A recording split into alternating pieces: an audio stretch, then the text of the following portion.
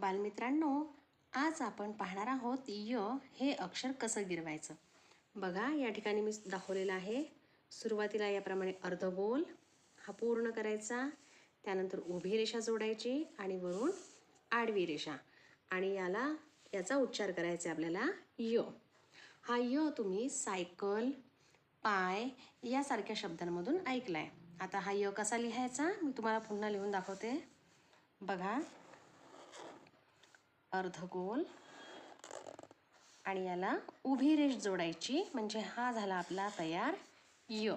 याचा उच्चार करायचा य.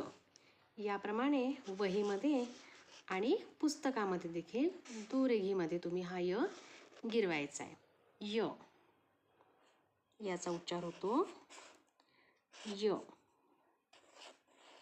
गाय, साय यासारख्या शब्दांमध्ये सुद्धा य याचा ध्वनी आपल्याला ऐकू येतो. याप्रमाणे य अक्षराचा सराव करायचा.